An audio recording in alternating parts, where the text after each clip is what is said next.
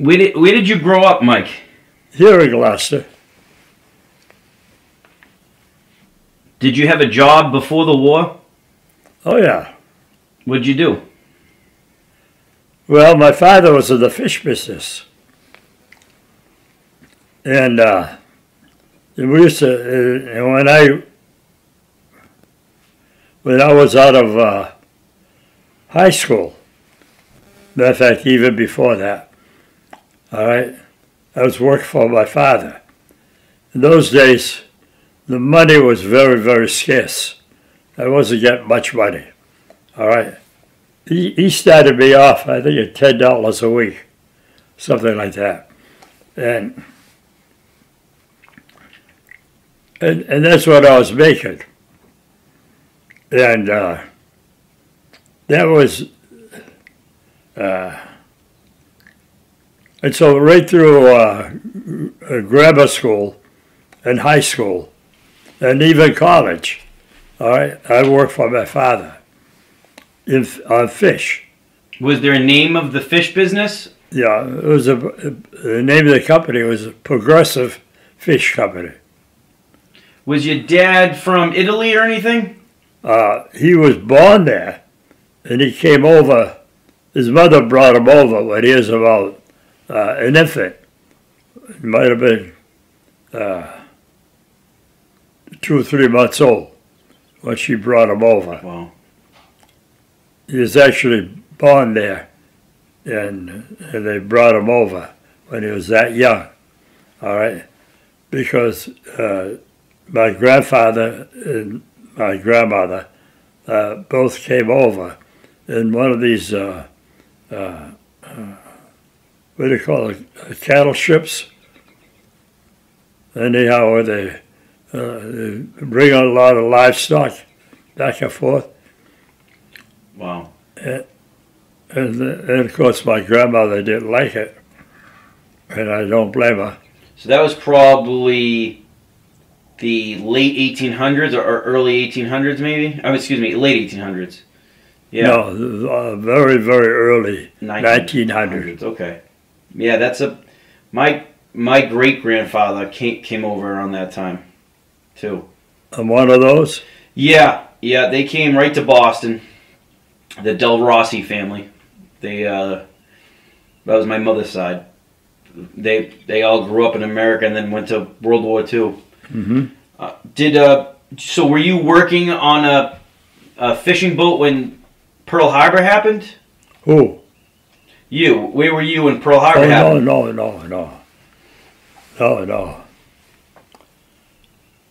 Let's see, Pearl Harbor. Well, I was not on a fishing boat.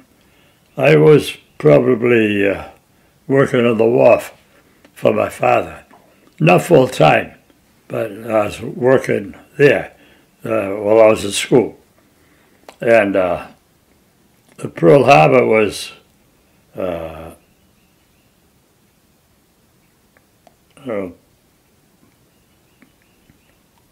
let's see, that happened in December of 41. 41? Mm. All right. And I was still in school at the time. And I was in local high school at the time. Probably a freshman. Yeah. And I was 19. No, when I was went into the service. Right. Did you enlist or were you drafted? Well, the school was being very nice to us. They gave us accelerated courses in high school, and so I actually graduated in 3.5 years from the local high school. Yep. And there's probably about 40 or so, 40, around there, 40, 50 of us that had taken accelerated high school courses. And during that time, of course, we because we had an accelerated story. We graduated 3.5 years. Which high school was this? Here in Gloucester. Right here in Gloucester, yeah. My uncle did the same thing. My uncle was born in 1925. Yeah. They accelerated him through Boston Latin. Uh-huh. And I told you before, he went to the 34th Division, 135th Regiment. And he was killed in Italy, my grandfather's brother, 19 years old. So I'm familiar with the seniors having that half a year. Yeah. If they were going to go into the service. And that's what happened. Yeah. With me. And so I actually went to high school 3.5 years.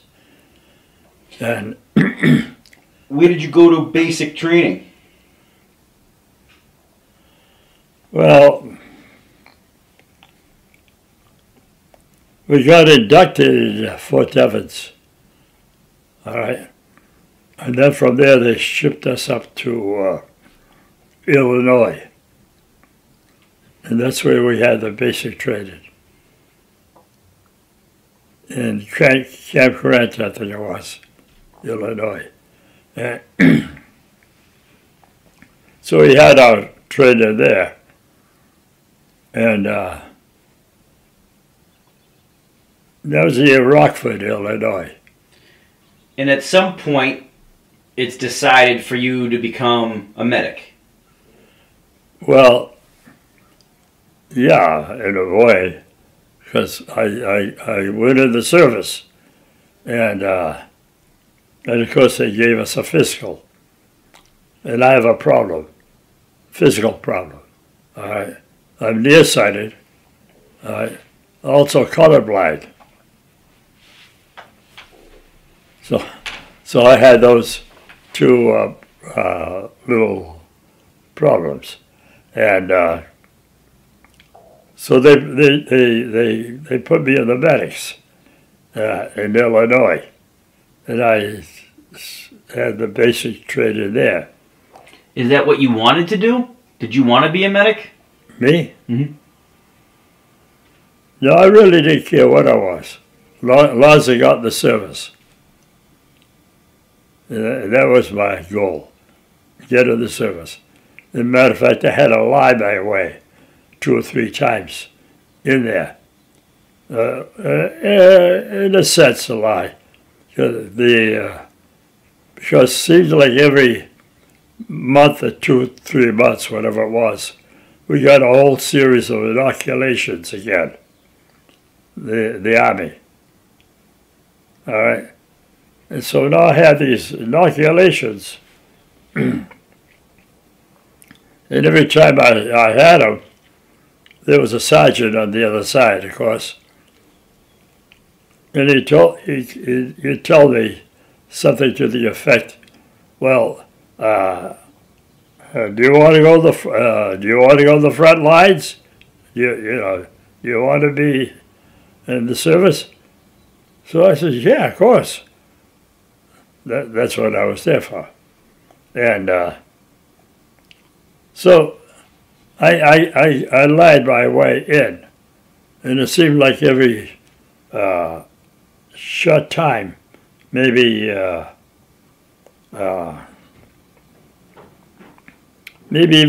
2 or 3 months, or whatever it was, I got a whole new series of inoculations from the United States government. All right? And almost every time they'd ask me if I wanted to serve the front lines, and of course that's what I'm here for. So they okayed me, each one of them, each one of the sergeants. Perfect. And which was all right with me at the time. Well, anyhow, I ended up,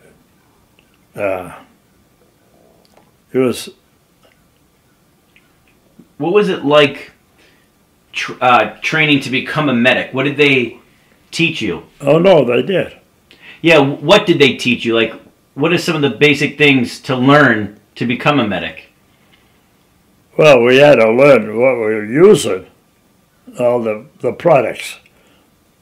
And the morphine, and so on. All right? And we had to learn how to use them and what to use in emergencies. So I learned all of that as a medic. And that was fine. And of course, if I want to go to the front lines, if I want to be active duty, I said, sure, of course, that's what I'm here for.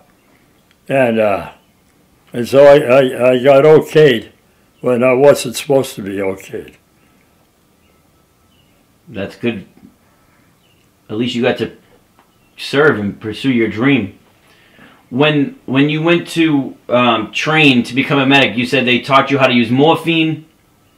Did they teach you CPR? Or what was some of the stuff the basic medics had to learn back then? Well, we had to learn how to use the drugs. I think it's sulfur is another one, and CPR. And we had to use the tools. One of them was the shears, you know, like a great big scissors. And I learned how to cut some poor guy's pants, probably cut them off. And just snip all the way. And so I did that, and to get at the wound. If the wound was up here somewhere, you know, the guy's wounded, the hell, you can't very well say, take down your pants. He wasn't able. Mm-hmm. So you had to cut it open so you could bandage it. So you learned how to use different bandages and how to stop the bleeding, things like that? Yeah. Now, after your training as a medic, where did they send you? Oh. Well. Did you have to go to England first? Yeah. That was sort of an experience in itself, no question. All right. Matter of fact, I wrote it down somewhere. And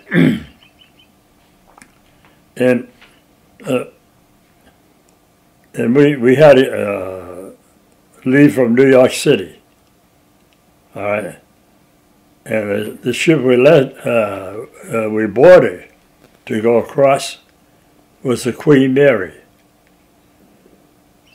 And I wrote my mother that I was leaving on the ship with a grand old dame.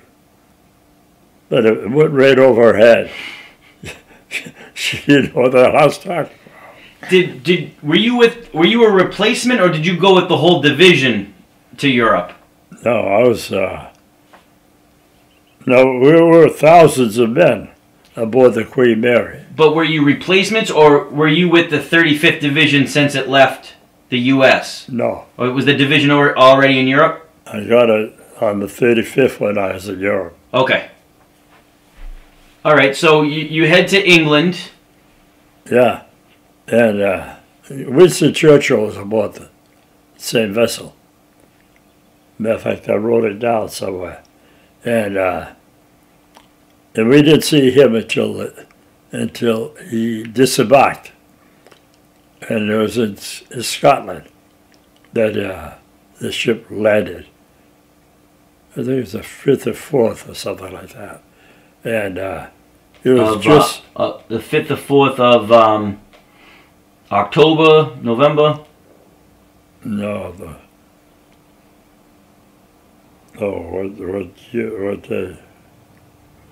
Oh, what month did you get to England? Do you remember? No, I know it was. There's no snow on the ground at the time, and in England, all right, and we were in southern England, and I was in a few Americans. There might have been 15 or 20 of us, and the notice was put up for a pint of blood. All right, we would get a furlough to go to England, London, and in London we could spend a couple of days there, whatever it was. So that sounded pretty good to me. Give them a pint of blood and see in London at the same time. So we did, and we ended up in some sort of a YMCA that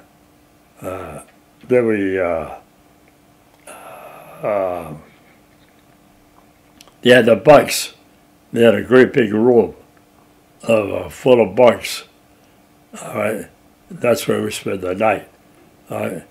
During the day, we toured London, and of course in London, a lot of it was devastated at that time, really bad, and the Germans had, with their bombs and with their rockets and so on. And they did an awful mess on the road. And now these young girls were propositioning us and they're offering us a bed and a bunk and spend the night with them and breakfast the following day. Sounds good. Yeah, and it was for not much money. Yeah, no. All right. They were poor, bombed. Now, when did you you must have went to a replacement depot in France after that? In Camp Grant? No, Where? you went to a repo depot in France, right? Did you go to Le Havre. So you landed in Le Havre, and then they put you in a replacement depot? Well, really, from Le Havre, they called us somebody from the 35th Infantry came down and picked us up. How many of you do you think?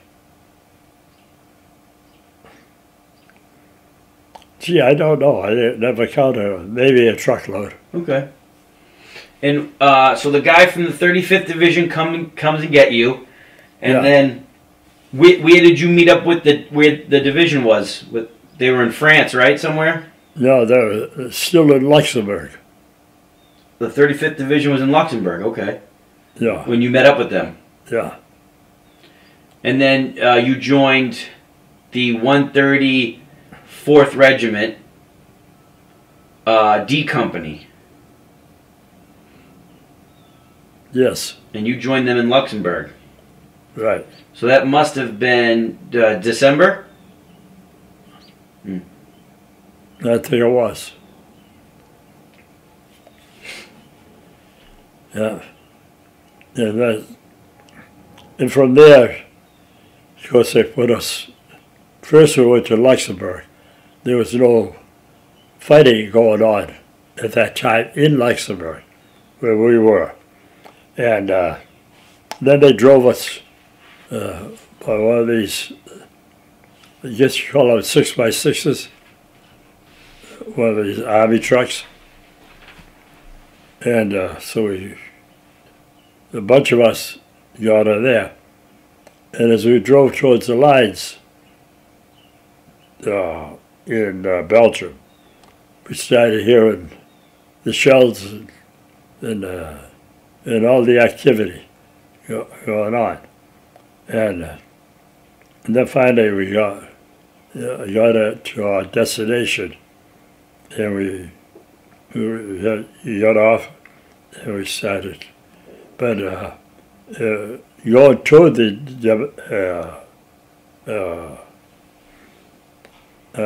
the destination, first we started hearing the shells, coming in, artillery, and so that was kind of sort of waking you up. And as we got closer, we realized that what we first heard was the American artillery going out, and then by the time we arrived, we were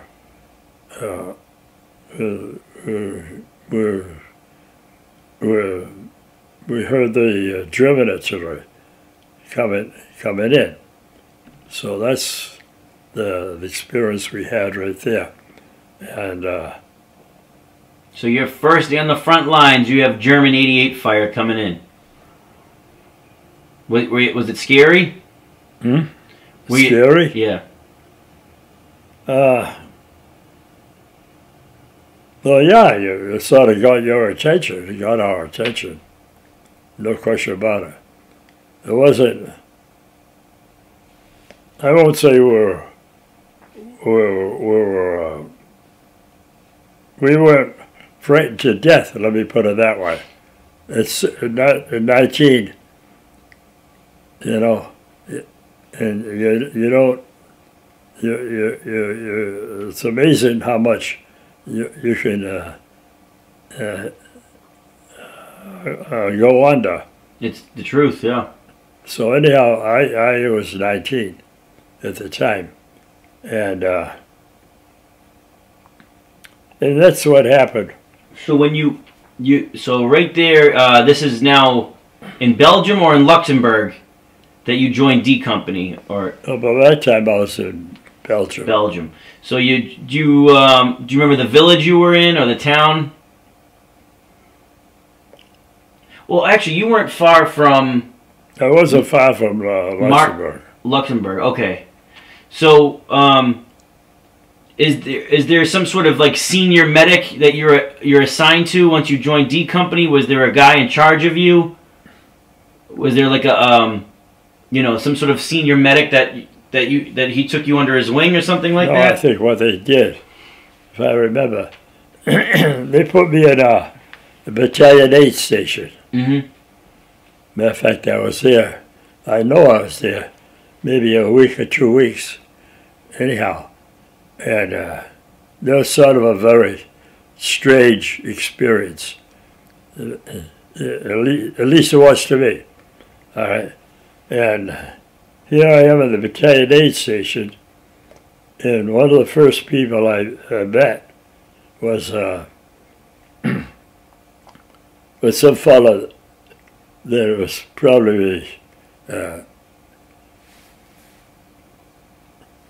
mental, all right? And he was telling us a story, telling me anyhow, a story that he had just come from the front lines. And this is his story, all right? And that what he was doing was crawling from foxhole to foxhole. And this is what he said, that he would go into a German foxhole, all right? And with a knife, cut him, kill him, and cut off an ear as a trademark. So that's what he did. Right. All right. And this fellow here, he was in the Battalion 8 station as a patient. And as a patient, his feet is all frozen and he couldn't even use his feet anymore. And he was in a real bad way. And the other thing sort of woke me up. It should have woke me up before, but he didn't.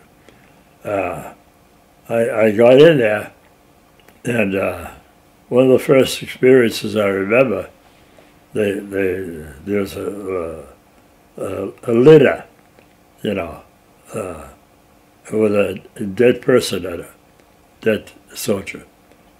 And they asked me to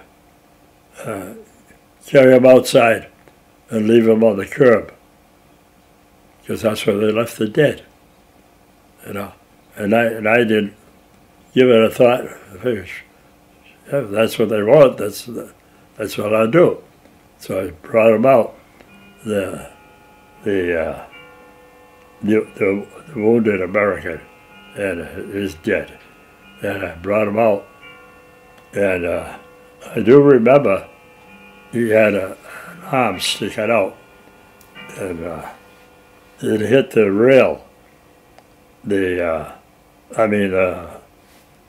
doorway, and so his arm was sticking out, and I'm apologetic.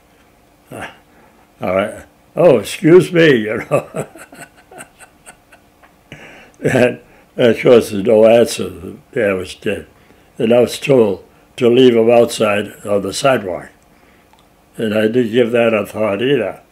And what we did, we left him there for the graves registration.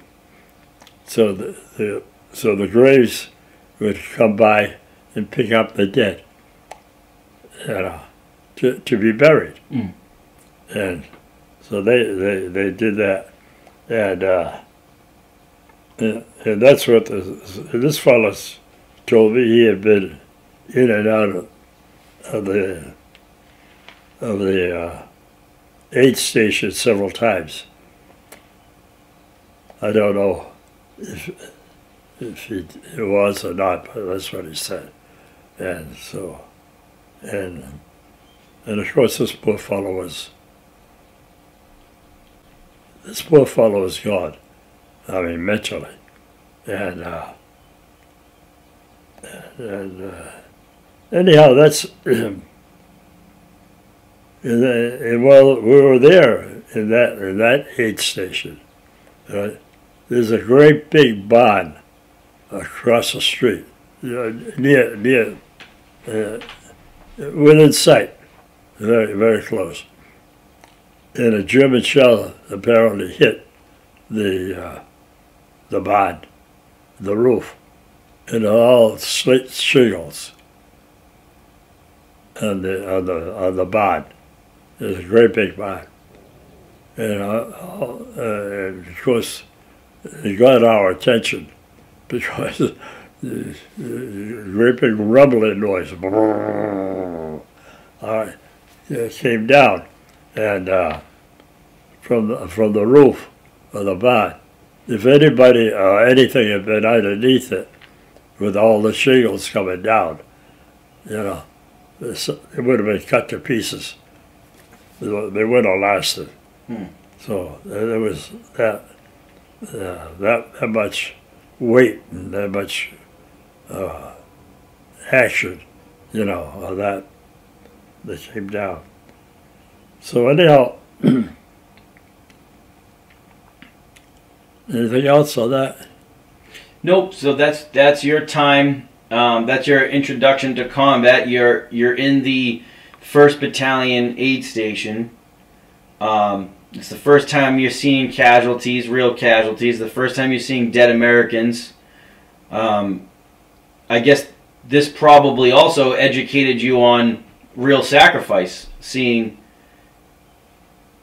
a young, dead Americans, and that's a lot for a 19-year-old, but it sounds like you were kind of made for it, because you make the joke about the soldier having his arm out and you say excuse me to him. I mean, it's the morbid humor that you have to have on the battlefield so you don't crack up. And but I think now, after this point, if I'm not mistaken, you end up being assigned to a platoon and going out into the field, right? Oh, after that.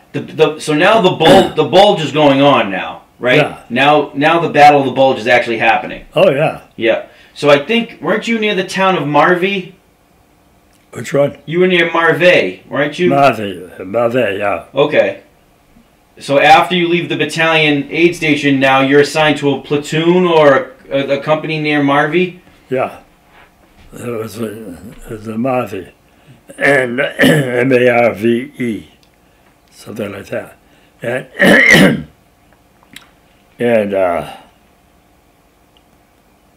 and we've been marching quite a while, and without water. All right. And in our canteen cups, canteens, we're all thirsty as all hell. So we stopped to get water. All right.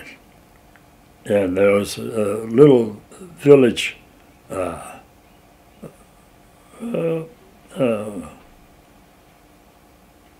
was a pump. It was a town pump where they had the water coming out. All right. And we started to get water there. And of course the German shells came in while we were there. And I got very upset about it.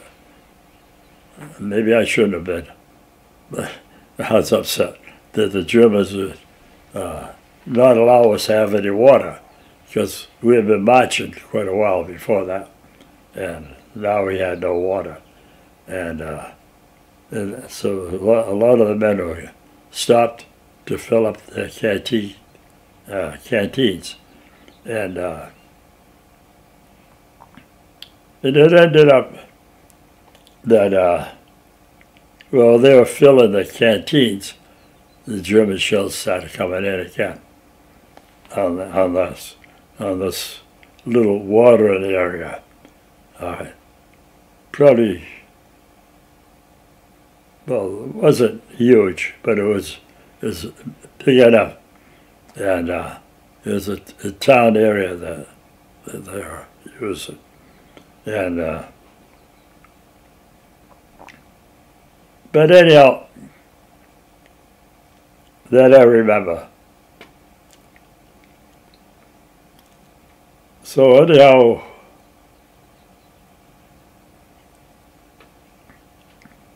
let's see what else. Now, at this time, was that shelling incident by the water pump?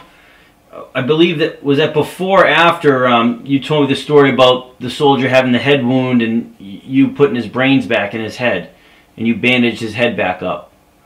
You told me that happened. I don't know if that was at the battalion aid station or not.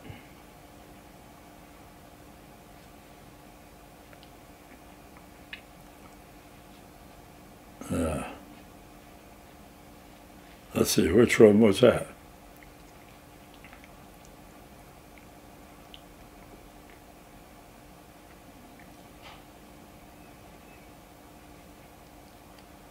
Well, anyhow, I had all kinds of experiences.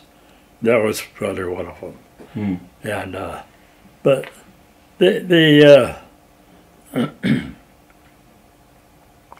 it's no fun, no question about it. All right, and no matter how you look at it, it was deadly serious, and on both sides. After you get shelled at the water pump, at some point during the battle or during a firefight, the casualties stop mounting, and there's a point a time that you have to surrender, right? Is that in January? Does that happen in December? Oh, that I had to surrender? Yeah. Can you lead me up to that point? Well, that point, that was like 2 or 3 weeks later, couple of whatever. All right. And I was in the middle of a battle at the time. So So I'm over there.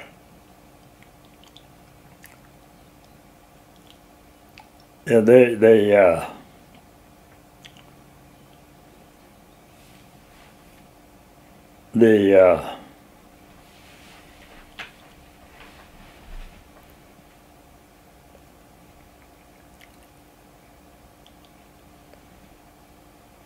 let's see. So I'm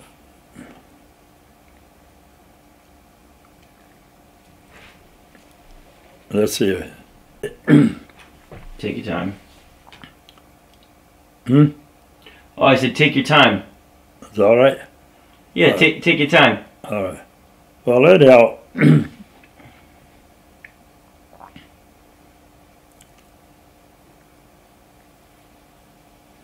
the question was, what was the question again? My question to you was, one, you get assigned to this platoon, you go on the march, and then you start getting shelled at the water pump when the guys are starting to try to refill their canteens. Now, at this point, does this lock you into a series of long firefights and battles? You guys are on the defense, right, during the Battle of the Bulge? Well, Was the water pump situation, was that near Marvy? that was near there. Yeah, so at that point, within the span of that 2 weeks, you're probably still dealing with the same German unit, right? Before you guys start taking serious casualties? Now, I don't know who the German unit was. Yeah. All I know is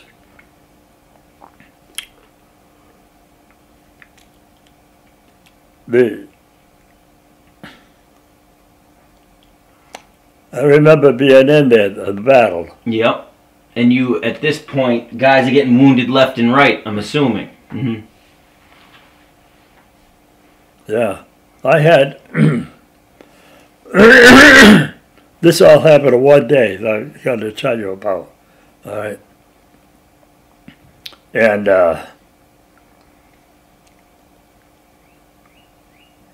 what happened...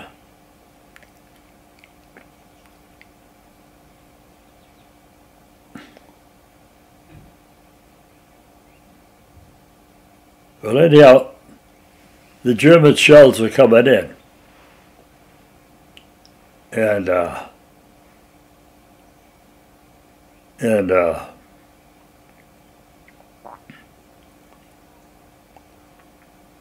next thing you know, one of the things that happened, I don't know if I can put an exact sequence, but one of the things that happened is one of the men that I was taking care of, all right, lost both feet.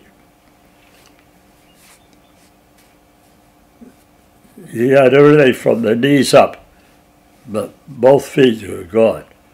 And I had to take care of him, of course, which I did. And I had all I could do to get him so they wouldn't bend his knees, because otherwise his stump would be digging into the ground and get infected. So you had to put tourniquets on his legs, Yeah. bandage him up. Yeah. Is he conscious at this point? Oh yeah, he was conscious. I remember very well. Me swearing at the poor guy. Should have, but I did. Was it an artillery shell that hit him? Or did he step on a mine or something? Or No, probably shrapnel from a mortar. Probably. I'm not sure. so he was kind of thrashing around, and that's why you were swearing? Well, he was what they call the heavy weapons. All right. I don't know why, but he was not a big man, and he's smaller than you and I are now. All right. He was. I don't think he weighed maybe 120 pounds, 130 pounds, but I don't think he weighed that much. But they have a lot of heavy weapons. I don't know why. They put on the heavy machine gun, the American machine gun. And then he got hit and lost both legs. All right.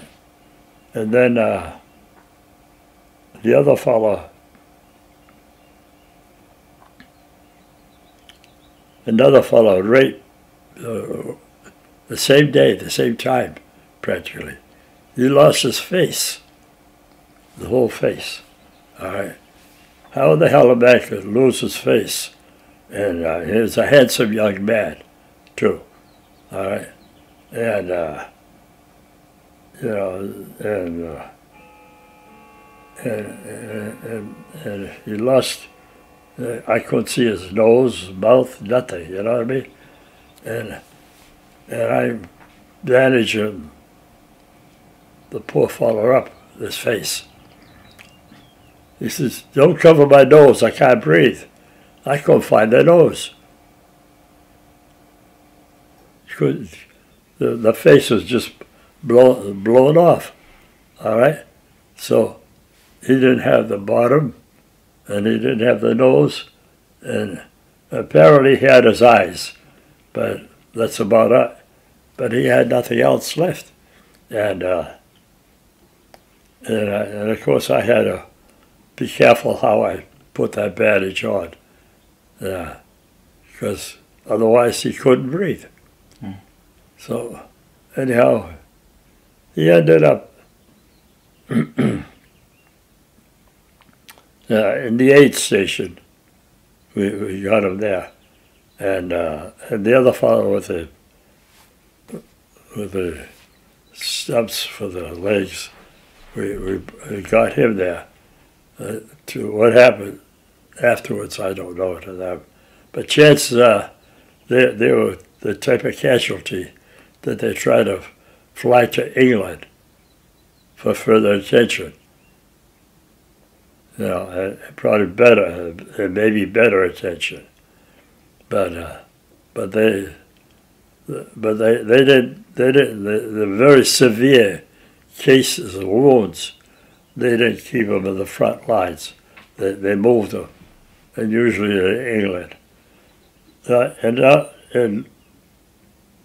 If not to England, then to the United States.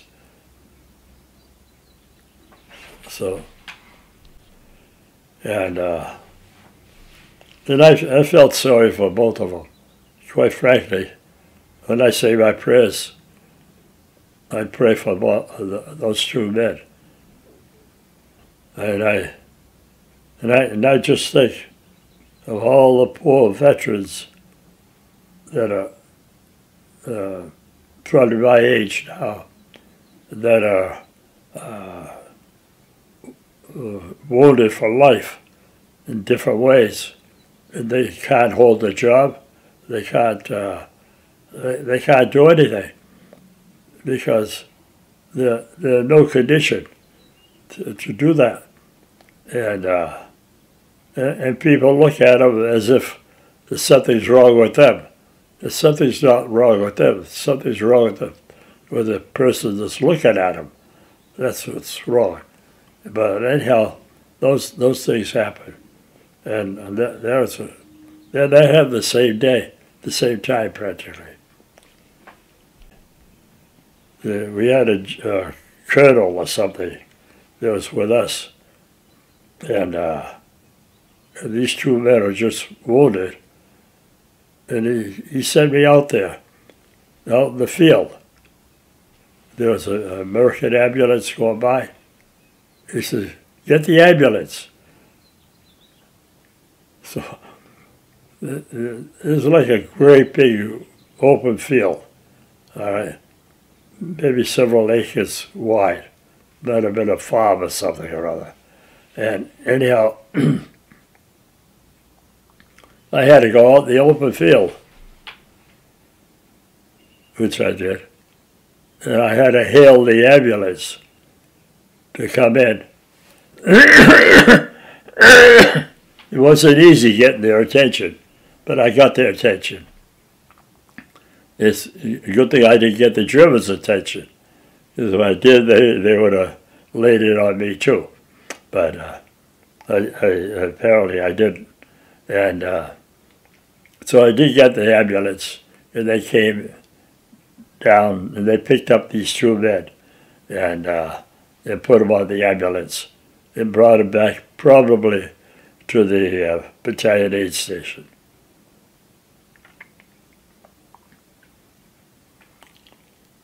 But I don't know what happened to them afterwards. Yeah.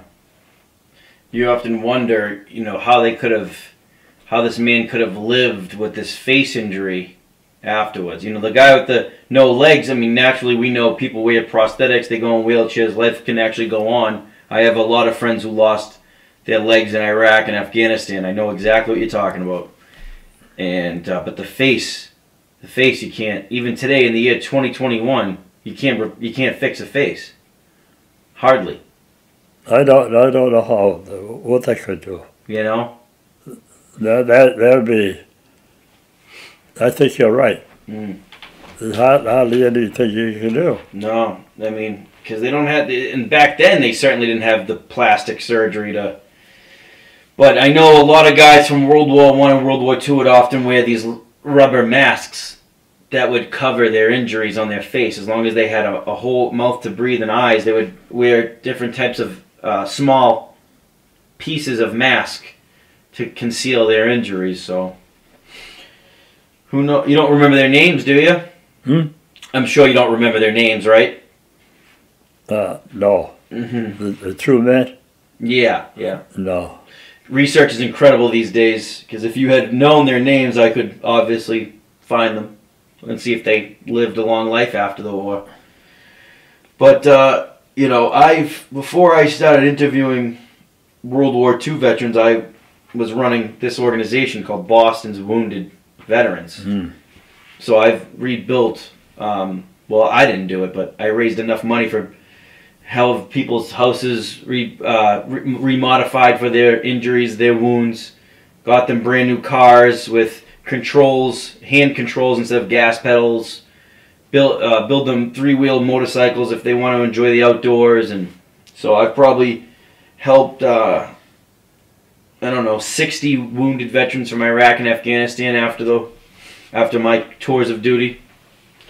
I raised millions of dollars to help the wounded through my motorcycle charity ride, but it wasn't until about 5 years ago I got into the World War II stuff. But I always, talking to you always is sometimes it brings me a direct connection from today's veterans to the veterans of the past. So, well, this happened.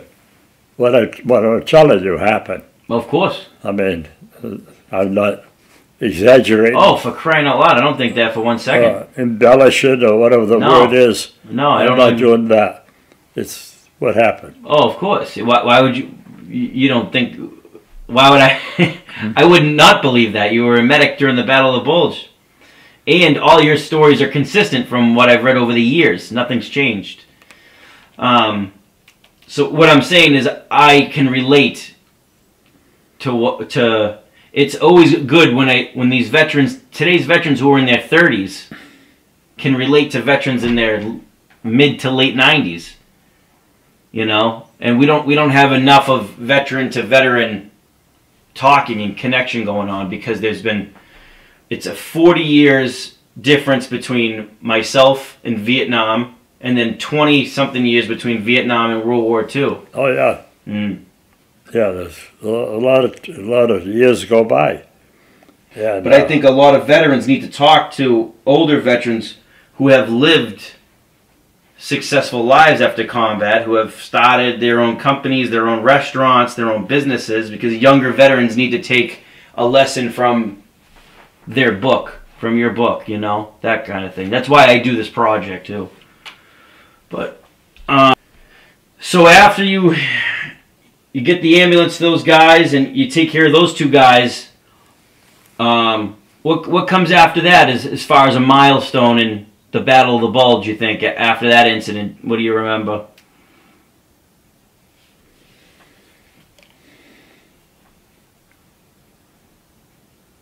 Well, Was that, does you getting surrounded come after that? You guys getting surrounded?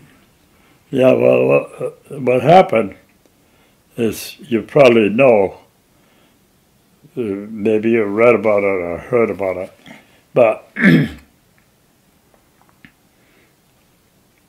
but after that happened about these two men, there was probably a day or 2 days later,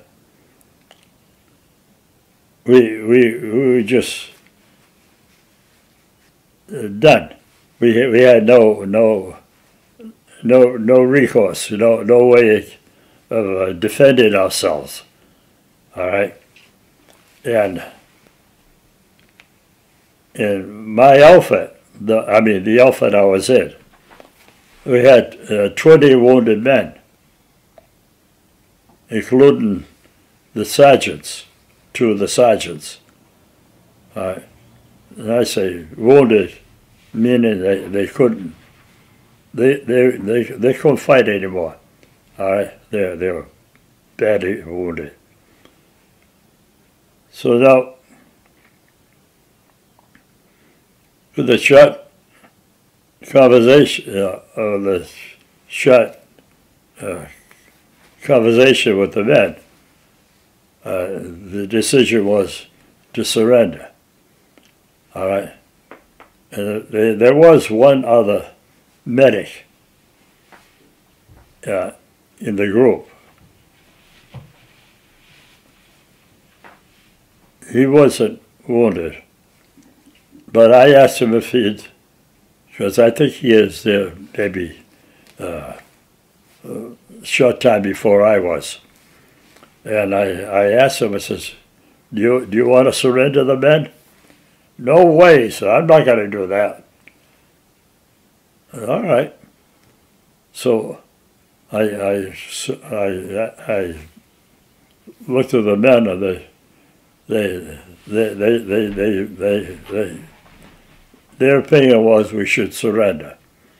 So, and 2 of them were sergeants, my sergeants. Over me. And so now,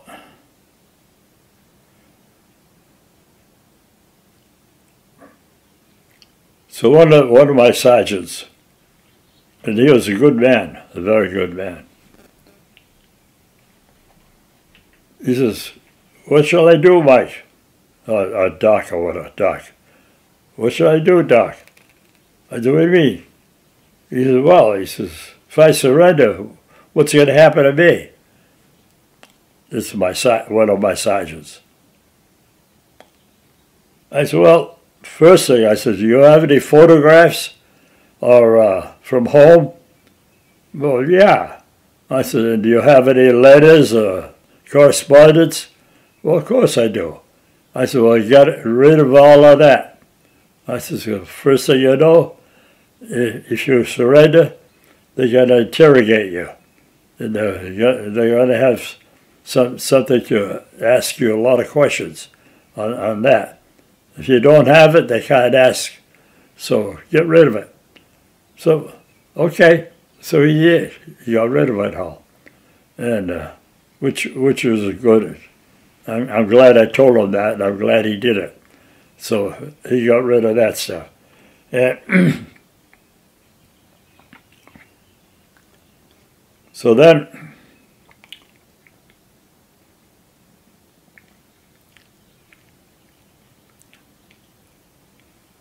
I went up, and the other medic, I told you he wouldn't do it. So I said, "Okay, I'll go." And I went. And I trudged through the woods. All right. I had a pretty good idea where the Germans were. And did you have your hands up? Did you have a white flag? No, I had my hands over my helmet, like that. All right. My helmet, being a medic, had a red cross on it. You've seen those. So I trudged through the woods, and I saw an awful lot of young Germans, soldiers, young. Maybe you're younger than me, and I was 19.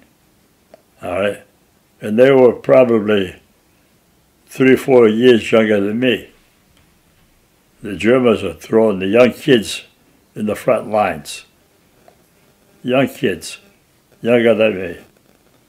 And they might have been maybe 16 or something. None of them had a beard or a mustache. They were too young for that.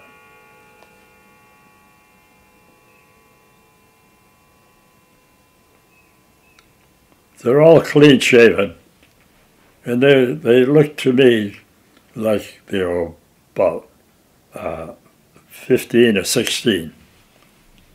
Were you nervous walking through those woods that they might just shoot you on the spot? The Germans? Yeah, there's a possibility. So when you get to the Germans, do they tell you halt? Did they? No, I kept on going. These are most of them were dead. All right, and I kept on going, and after I got up, I don't know, half a mile, a quarter of a mile, a little bit more, I got up there, and I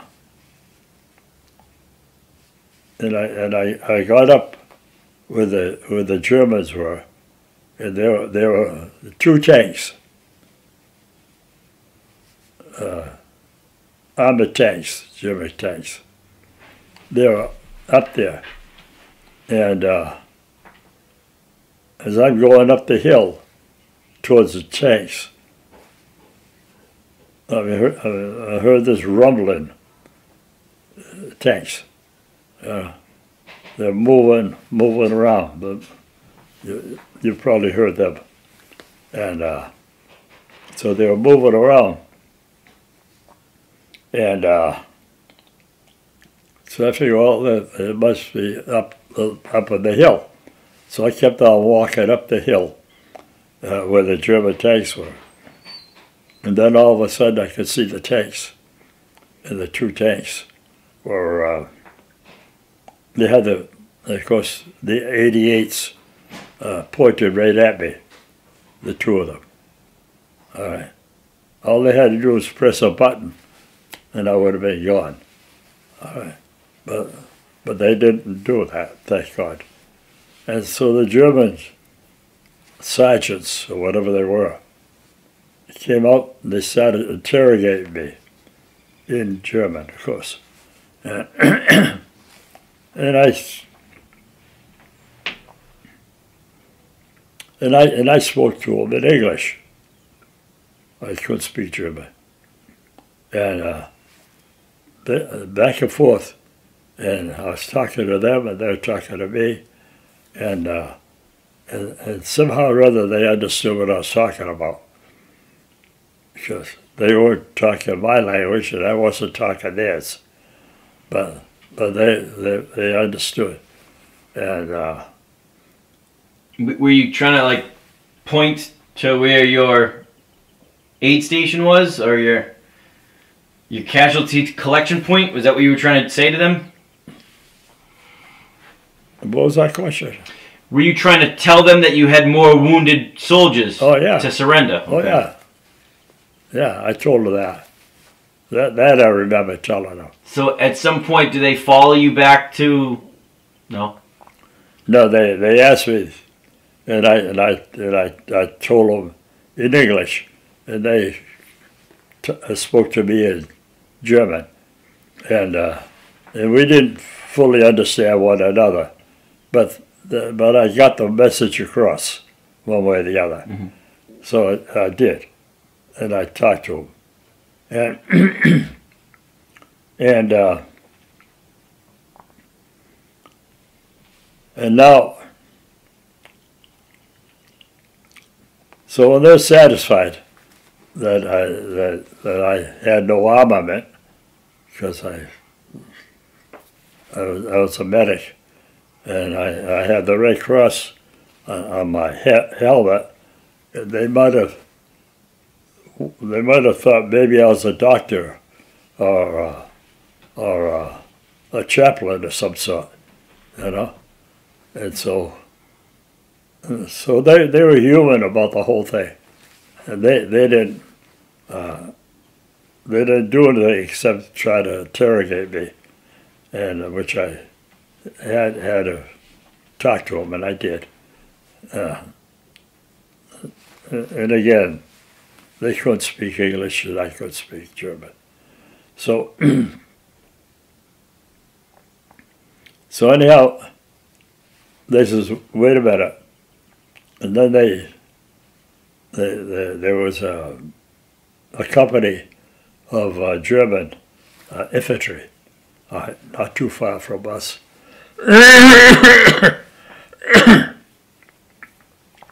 They're on the slope of a hill near us.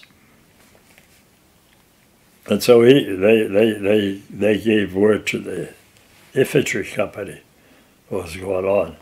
And, and they in turn, infantry company, German infantry, they sent somebody down, and they spoke to some German officer who was a full dress uniform. He had he was behind a big wooden door on the side of a great big hill, and he come out in full uniform, the German officer. And interrogated the sergeant that I had just surrendered to. So that happened.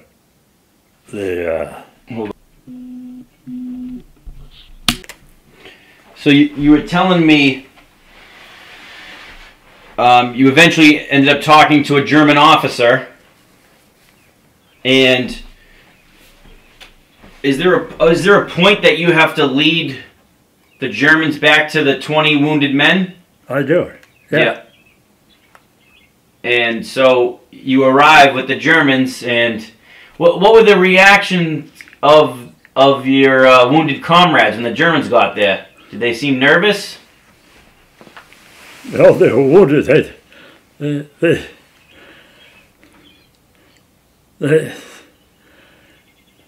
They had no problem. Yeah. They had no problem with me, let me put it that way. Mm-hmm. And did the Germans have to carry these wounded guys, or did everyone just kind of help each other back to the German lines?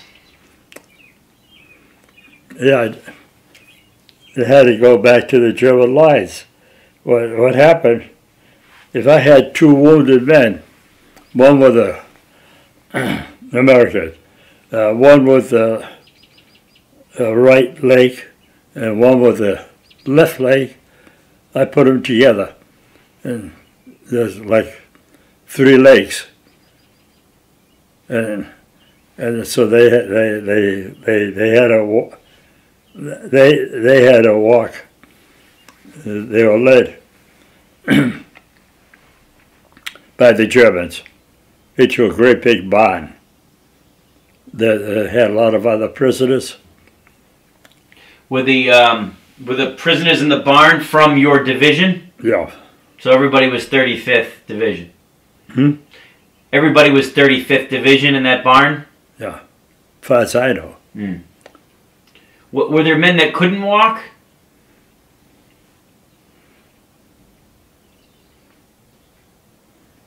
No, they could hobble. Everyone could hobble. Okay. Was there anybody that you thought needed more medical attention that wasn't going to get it? Was there someone that needed severe medical attention that you didn't think was going to get the proper attention? For the most part, that wasn't a problem. That's good. Did any of the German medics tend to the men after they were captured? Yeah, there was an incident that we had to do that. I had to do that. You had to care for a German? Hmm? You had to care for a German?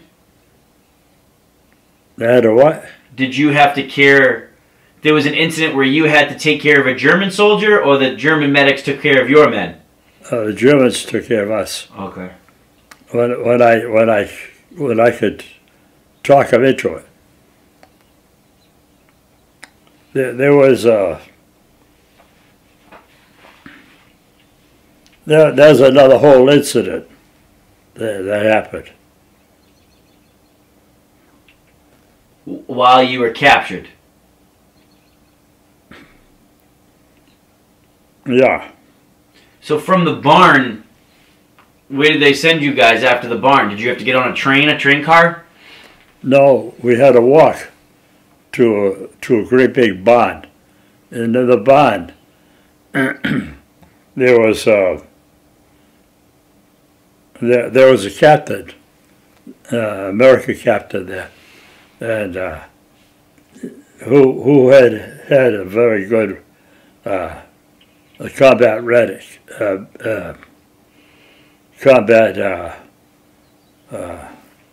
Record? Mm-hmm. But he was there as a prisoner, and he was in Company C. He was Captain Company C.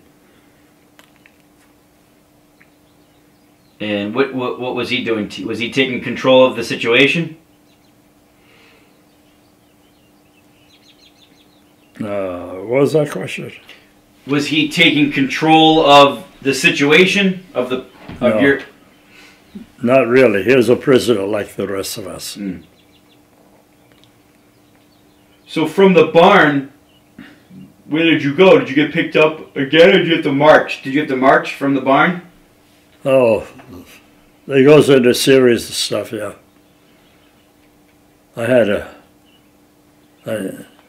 That's another whole story. And I'd probably take too much of your time. No, you're not taking my time. I just want to find out how you get back to a... Did you go to a Stalag eventually? To the Stalag? Yeah. How did you get back to Germany?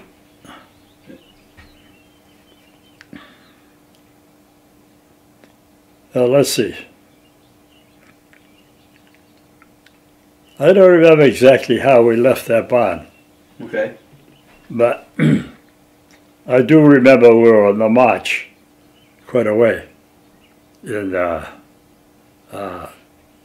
we were going through some villages under German guard. And we were going through these villages, and one or two of them, they had apparently the Americans had bombed it. Somebody did. It wasn't us. It wasn't me. But somebody did. And the Germans looked at it. The German guards. They looked at it. Alles kaputt. And I said, yeah, alles kaputt. In other words, you son of a bitches, you had it coming to you. Because I had seen London. And I had seen London when it was really bad off. So I had no sympathy for the Germans. And what we saw was, in that particular case, was a house that had been bombed, no question. And it was sort of a shambles. The house, the German house. Mm. But it was a home of some sort. I mean, it wasn't necessarily a military thing. What Stalag were you put in? 9B. 12A was the first one. 12A was very good for us. It was a good Stalag to be in. But that was 12A, I think. 9B was the worst one. That was really bad. Why was it bad?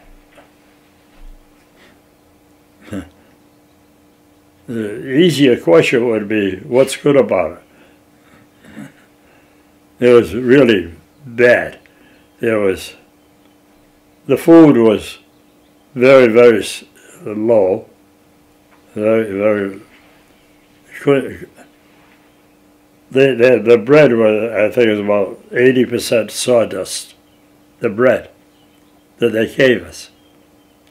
All right, and we had to share that with 7 men. One loaf, heavy German bread, and we had to cut it. Well, we were prisoners. We had to cut it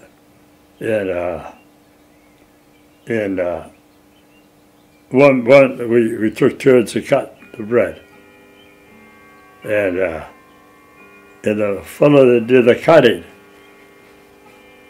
this is Germans, made sure that he got the last slice of bread. In other words, we kept on choosing the slice that we wanted, and the smallest slice of all would be left to the man that did the cutting. Mm-hmm.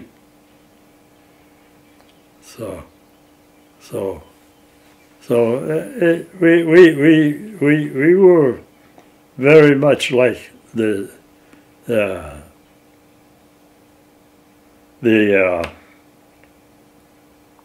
Jews that were emancipated. Yeah. Because I think Hitler killed something like 6 million of them, maybe more. And In the Stalag, where did you sleep? Did you have a bunk?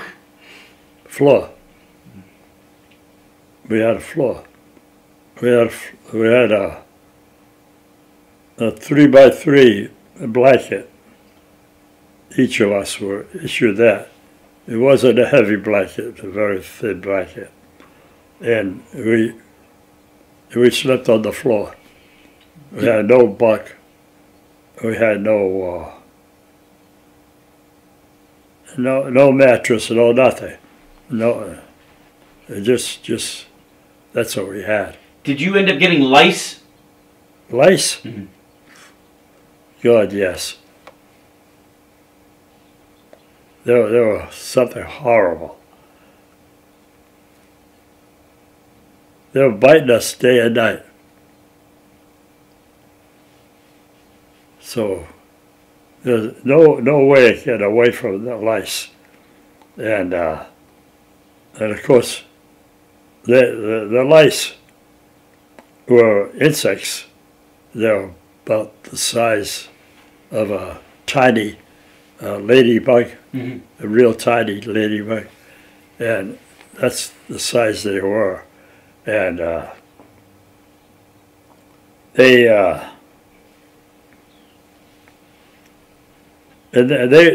weren't actually the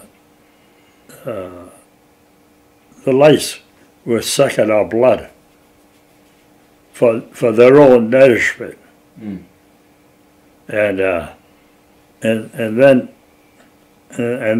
they would have another bunch of lice be born right there then, and there's no way of getting away from them. Did any of the guards abuse the prisoners? Like, did they strike you guys? Did they hit you guys? Anything like that? Yes and no. What happened? We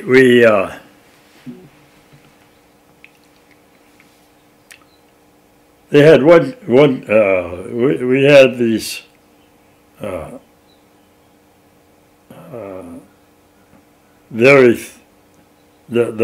barracks, the German barracks that kept us in.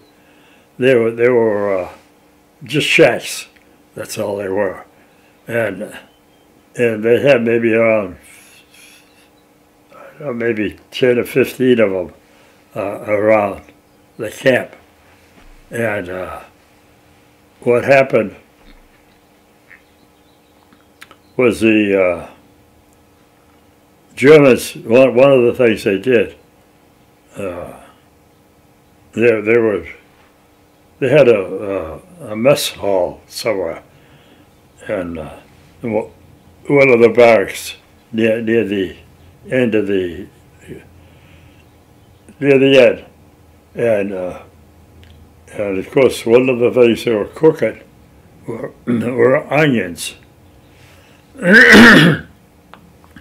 Well, some of the poor prisoners started smelling that, and they tried to get into the meal. And of course the Germans would give them any. And, and there was an argument, and somehow or other there was blood on one of the prisoners from the argument. And blood all over his uniform, what there was left of it. And that's what, and so they executed him. But we were losing anywhere from 3 to 5 to 6, 7 men a day in the German prison camp. From disease or? Huh? From disease? Mostly from lack of food.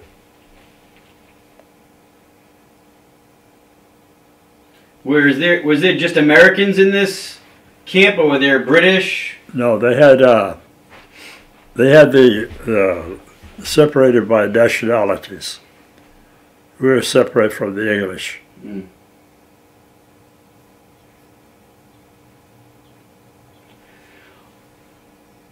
When were you liberated? It was Was it April or May? May, April. It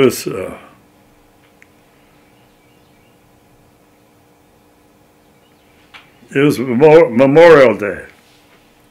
I think it's Memorial Day. I'm sorry. Liberated? Hmm? When were you liberated again? I think it was about 2 days after Memorial Day that year. Was it Americans that came to the camp? Yeah, at the end. Which do you know what division it was, or? I'm not sure. I think it was the 7th. 7th Infantry Armored Division, or? Army. It was 7th tanks, light tanks. Mm. Were you happy to be liberated? Oh yeah. Did you cry? No, they cried, but we were ecstatic, no question about it. What happened? The Germans disappeared. I think it was a day before Memorial Day. That year. So they disappeared. All the German guards, everybody. And and then the Americans appeared with the tanks. And then they told us to don't overeat, because if you overeat, it will kill you. So most of us followed that, but the Americans came in with the 6x6s, the trucks, and loaded with sea rations. And the American prisoners, foolishly, some of them, started unloading those trucks and stealing the sea rations from the trucks. And we were told by the Americans not to overeat because it may kill you. And so don't do that. But some of them did. And they went aboard the trucks and they started stealing the sea rations. And for our own selves. And we did that. I didn't do it, I mean, some of them did. And that's what they did. They, Did they get sick? Did anyone die or get sick? Yeah, some did. I don't know how many, but some did. And now we got, so now we had this problem, and we had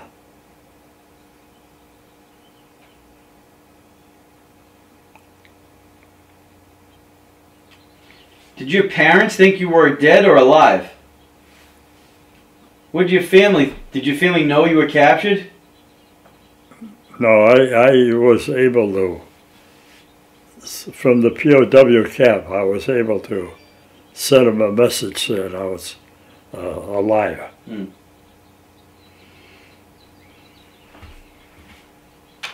So they knew I was still alive. Because my father didn't know it. I mean, he did know it, but he didn't believe it, let me put it that way.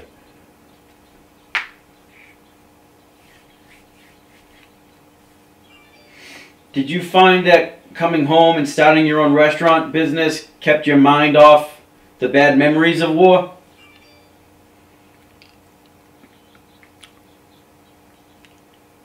Yeah, but I didn't do it for that reason.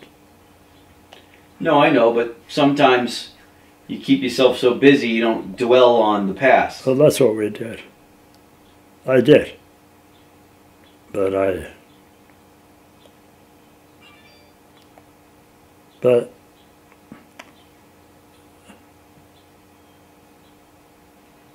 that's another whole story. Did you have nightmares and stuff after the war? I have them even now. I still have them. I have. I can't.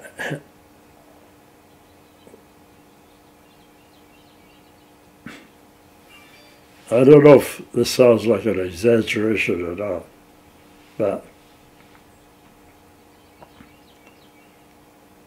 but at night time, evening, before I go to sleep, all right, I say my prayers, all right, and I thank God for the condition I'm in, and that it kept me alive.